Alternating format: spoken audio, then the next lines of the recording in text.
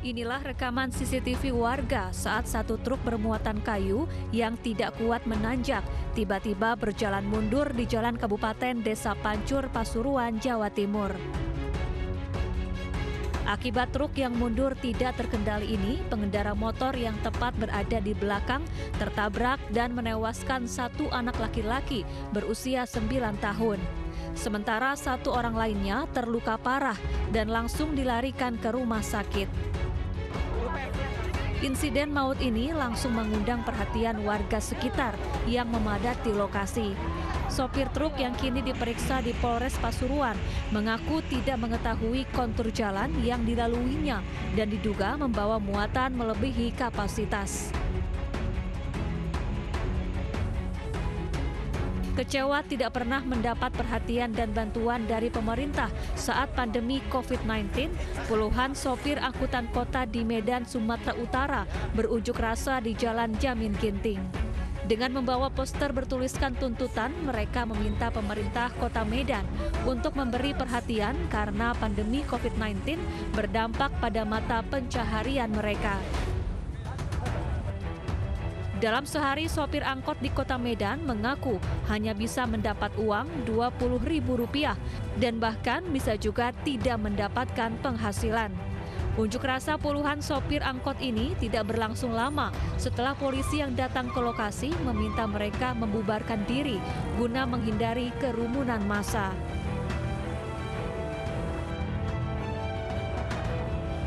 Ratusan orang yang terdiri dari warga umum dan pedagang mengikuti rapid test dan swab test di Pasar Merdeka Sungai Pinang, Samarinda, Kalimantan Timur. Pemeriksaan massal ini sebelumnya juga dilakukan di beberapa tempat yang ramai dipadati warga, termasuk jelang menuju kenormalan baru. Selain pemeriksaan massal, petugas juga membagikan masker pada warga yang kedapatan tidak menggunakan masker dan menyemprot disinfektan di berbagai sudut pasar. Tim Liputan iNews melaporkan.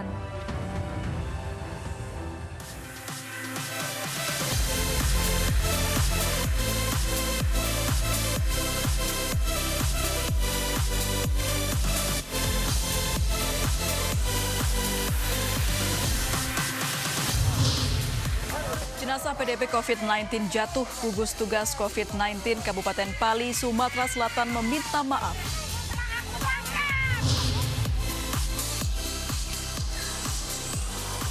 Warga yang ingin memperpanjang surat izin mengemudi semakin ramai.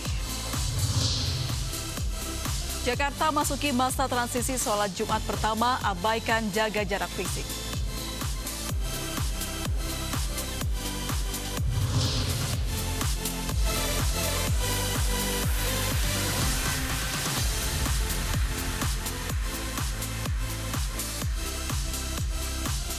Halo, selamat sore pemirsa. Itulah tadi telah kami hadirkan berita pilihan iNews Sore yang akan menemani Anda selama 2 jam ke depan. Selain itu, baru saja bebas dari tahanan YouTuber Ferdian Paleka bikin heboh lagi dengan mengatakan lebih betah di dalam penjara.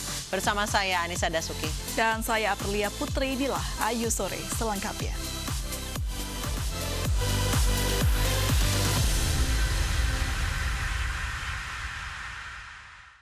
Kita awali informasi sore ini, pemirsa. Aksi unjuk rasa tuntut ganti rugi lahan tambak warga di Desa Paku Jaya, Konawe, Sulawesi Tenggara ricuh. Ratusan warga nelayan dan petugas keamanan perusahaan tambang saling dorong saat protes.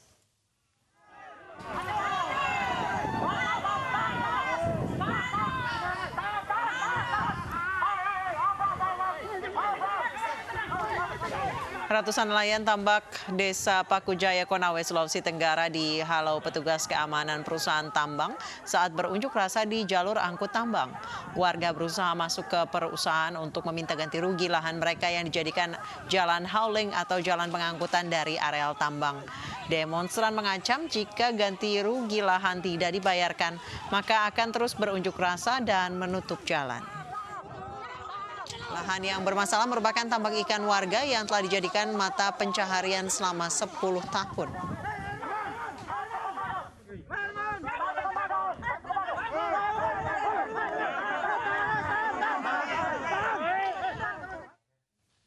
Pemirsa, YouTuber yang ditangkap polisi karena prank sembako sampah, Ferdian Paleka bebas dari penjara.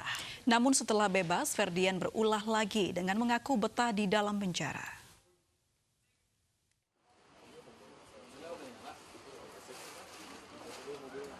Ferdian Paleka, YouTuber yang ditahan karena kasus prank sembako sampah, dibebaskan polisi kemarin.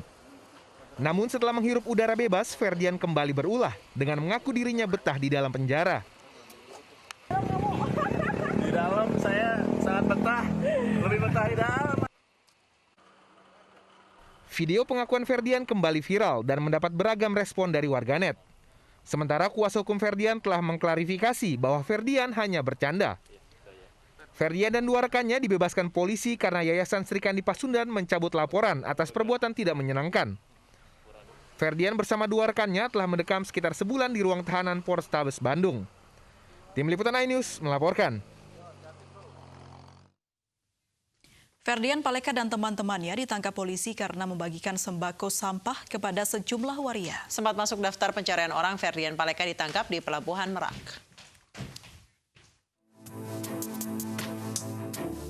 Ferdian Paleka dan kedua rekannya membuat heboh masyarakat karena video prank membagikan sembako berisi sampah ke waria dan bocah di Bandung, Jawa Barat pada awal Mei 2020. Ulah Ferdian diunggah ke akun YouTube miliknya dan menuai kecaman dari warganet. Tak terima dengan ulah Ferdian, korban yang dikerjai melapor ke polisi. Polisi lantas mencari keberadaan Ferdian dan rekannya atas dugaan pelanggaran Undang-Undang ITE. Namun Ferdian menghilang setelah kasusnya ramai. Sempat masuk daftar pencarian orang beberapa hari, Ferdian ditangkap di Pelabuhan Merak bersama seorang teman dan pamannya. Ferdian akhirnya ditahan di rutan Polrestabes Bandung. Namun selang beberapa hari muncul video perundungan Ferdian oleh sejumlah tahanan lain. Hal itu membuat polisi memindahkan sel pemuda berusia 21 tahun itu. Kasus prank sembako sampah ini usai setelah korban mencabut laporan polisi. Ferdian serta dua rekannya akhirnya dinyatakan bebas. Tim Liputan iNews melaporkan. Ibu dan anak Aulia Kesuma dan Giovanni dituntut hukuman mati karena menjadi otak pembunuhan suami dan anak tirinya Agustus 2019 lalu. Keduanya dituduh melakukan pembunuhan berencana dengan menyewa algojo dan membakar mobil korban.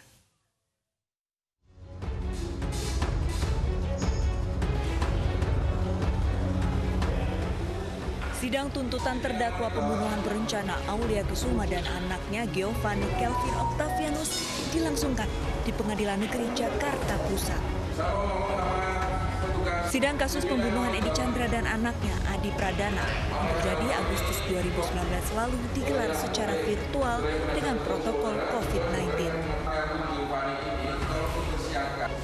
Jaksa menuntut Aulia dan Giovanni Kelvin dengan pidana mati.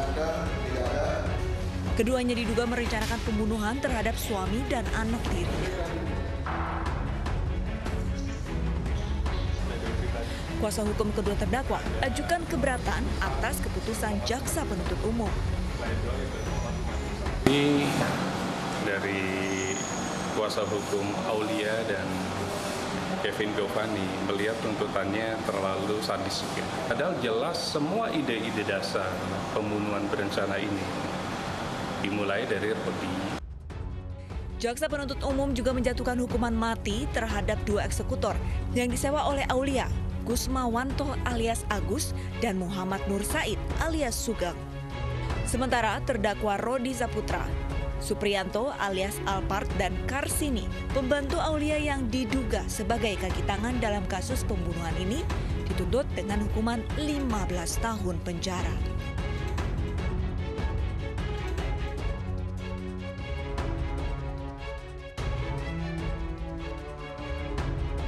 Agustus 2019 lalu, Aulia Kesuma merencanakan pembunuhan suami serta anak tirinya.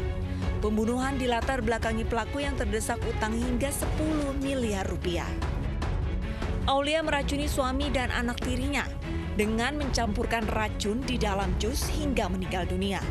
Kemudian, kedua korban dimasukkan ke dalam mobil yang kemudian dibakar serta diterjunkan ke jurang di Sukabumi, Jawa Barat untuk menghilangkan barang bukti. Dalam aksinya, Aulia dibantu dengan putranya Giovanni Kelvin Octavianus serta dua eksekutor bayaran. Tersangka lainnya, Karsini, Rodi Saputra dan Supriyanto ikut membantu Aulia merencanakan pembunuhan. Dari Jakarta Selatan, Den Helmi Sajangbati melaporkan.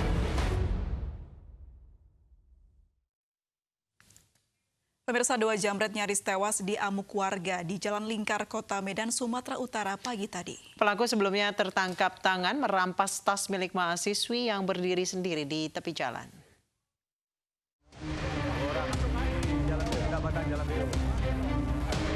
Jambret bernama Iwan Bahar ini hanya bisa memelas minta ampun saat dikepung warga di Jalan Lingkar, Kota Medan, Sumatera Utara. Sejumlah warga yang emosi langsung menghakimi pelaku hingga babak belur. Satu pelaku lain bernama Irwanto yang sempat kabur akhirnya tertangkap dan langsung menjadi sasaran amukan warga. Aparat Polsek Sunggal yang datang ke lokasi langsung mengevakuasi pelaku karena warga yang datang semakin banyak dan tidak terkendali ingin memukuli pelaku. Sebelumnya, 2 pelaku ini merampas tas milik seorang mahasiswi yang berdiri di tepi jalan. Yang perkaranya itu di Ring Road depan klinik Ardenta. Itu dikejar oleh korban bersama-sama dengan massa, sehingga tertangkaplah di Jalan Bio.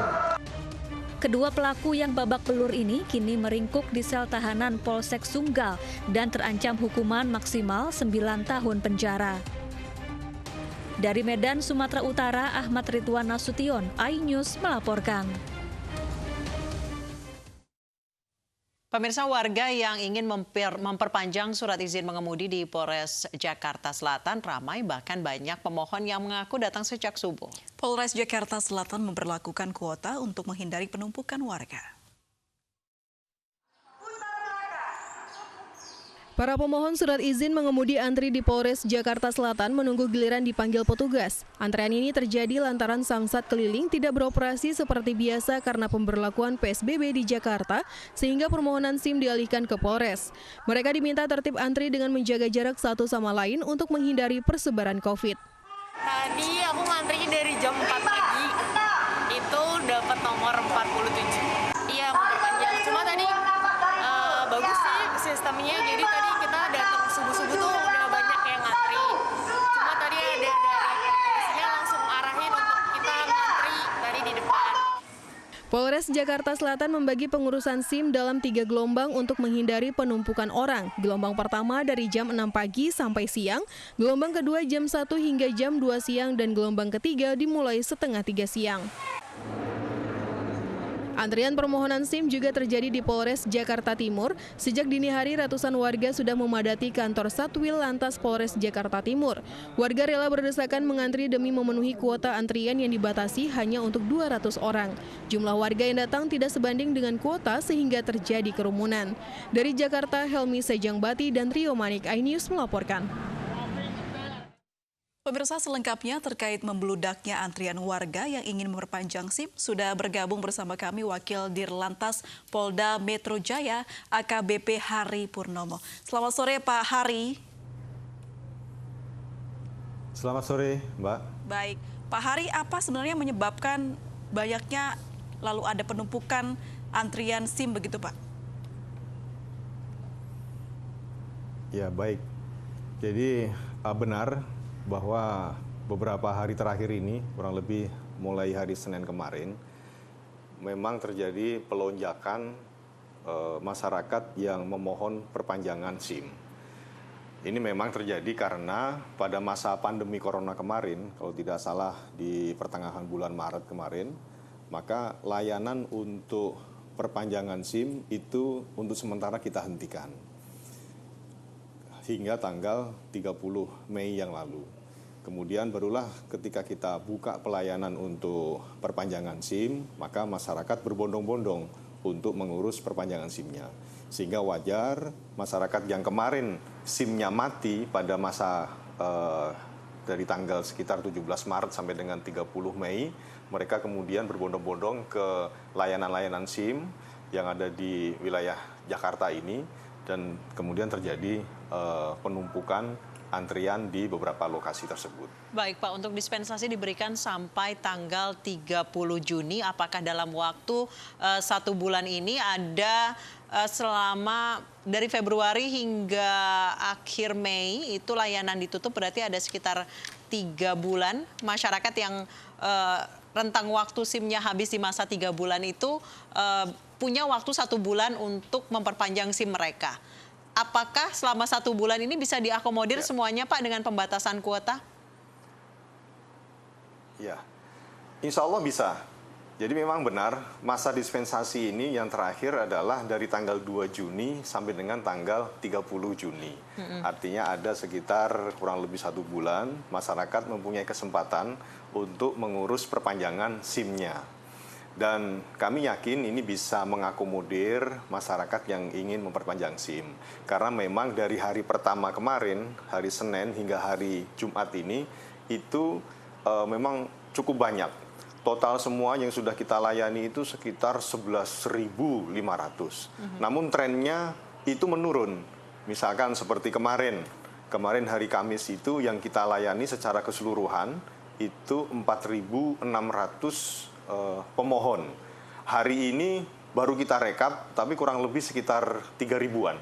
Begitu Mbak. Jadi kami yakin hingga nanti tanggal 30 Juni, insya Allah semuanya bisa terakomodir untuk perpanjangan SIM. Baik, sejauh ini kalau untuk perpanjangan pajak kendaraan ataupun STNK bagaimana Pak? Kalau untuk perpanjangan pajak STNK itu kita tetap membuka pelayanan. Jadi tidak ada masalah dan tidak terjadi penumpukan karena pada saat kemarin itu kita pada saat pandemi corona kemarin dari mulai Maret sampai dengan hari ini layanan untuk perpanjangan pajak STNK itu kita buka, tetap berjalan, tapi tetap dengan menerapkan protokol kesehatan yang ketat. Baik, sejauh ini antisipasi dari melonjaknya masyarakat yang ingin memperpanjang ataupun membuat SIM apa Pak? Ya, beberapa langkah-langkah sudah kita lakukan dan alhamdulillah itu cukup berhasil. Salah satunya tadi yang diterapkan di Satpas SIM Jakarta Selatan yang dibikin 3 gelombang dan tiap hari itu ada kuotanya. Nah, kuota per hari itu ditentukan disesuaikan dengan kapasitas ruang tunggu sehingga protokol kesehatan terutama adalah terkait dengan physical distancing itu terpenuhi. Nah, kemudian dibagi 3 gelombang. Yang gelombang pertama dari jam sekian, dari pagi 6:30 sampai dengan jam 10. Kemudian gelombang kedua jam sekian sampai dengan jam sekian. Nah, strategi-strategi ini alhamdulillah berjalan cukup bagus sehingga masyarakat kalaupun ngantri itu tidak terlalu lama. Termasuk di satpas-satpas yang lain pun juga sama, di Jakarta Utara juga demikian, di Jakarta Timur, Bogor, dan bahkan kita saat ini dari hari Selasa kemarin kita tambah dengan pelayanan SIM keliling. Sebagai informasi bahwa SIM keliling yang kita aktifkan itu ada di Taman Mini, di dekat Masjid Taman Mini. Itu ada 3 unit mobil SIM keliling. Kemudian di Daan Mogot pun juga demikian, ada 3 unit kendaraan SIM keliling.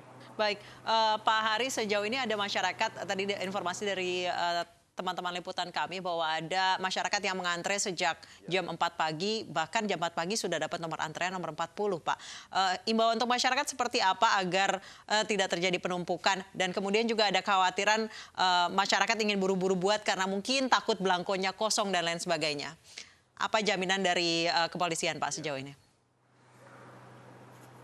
Ya, sebelumnya terus terang kami juga dari Ditlantas juga menyampaikan permohonan maaf apabila ada ketidaknyamanan masyarakat dalam perpanjangan penggunaan SIM. Namun demikian kita sudah berupaya semaksimal mungkin.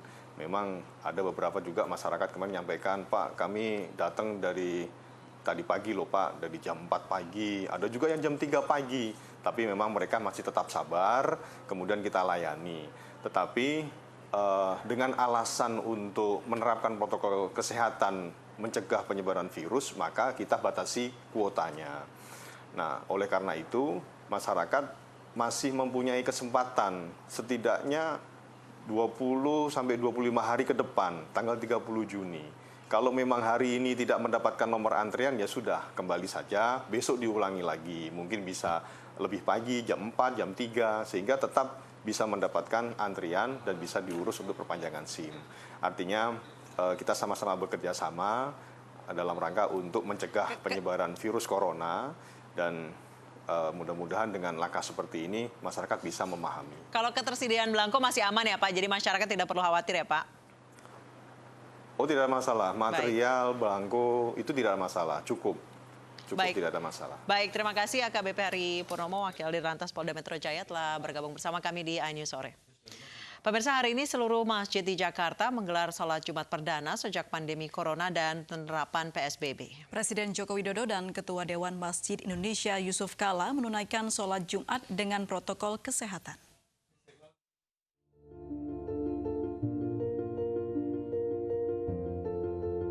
Presiden Joko Widodo dan ratusan jemaah lainnya menunaikan sholat Jumat di Masjid Baitur Rahim Istana Kepresidenan Jakarta.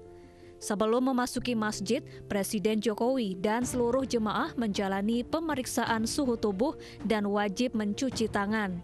Sholat Jumat ini hanya diikuti 150 jemaah. Sholat Jumat ini merupakan yang pertama kali digelar sejak pandemi corona dan pemberlakuan pembatasan sosial berskala besar.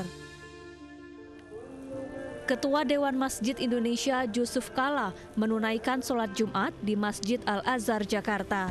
Bertindak sebagai khatib Ketua Umum Ikatan Cendekiawan Muslim Indonesia Jimli Asidik. Kapasitas jemaah dikurangi 50%. Jemaah yang tidak mengenakan masker dan bersuhu tubuh lebih dari 38 derajat Celcius dilarang memasuki masjid. Namun, sholat Jumat tidak menerapkan aturan jaga jarak fisik. Sebagian jemaah sholat dengan posisi berimpitan. Laksanakan dengan tertib jarak minimum semeter, tertib untuk pakai masker, tertib untuk masuk keluar. Masjid Agung Sunda Kelapa Jakarta juga menggelar sholat Jumat dengan protokol kesehatan ketat. 3 pintu masuk masjid dibuka untuk seluruh jemaah. Selain wajib mengenakan masker, para jemaah juga diharuskan membawa perlengkapan sholat pribadi. Selain itu, setiap jemaah diberi jarak 1 meter saat sholat. Dari Jakarta, Tim Liputan iNews melaporkan. Warga DKI Jakarta mulai jalani masa transisi di tengah pandemi. Benarkah sebenarnya Jakarta belum siap? Kami akan ulas usai jeda. Berikut tetap di iNews Sore.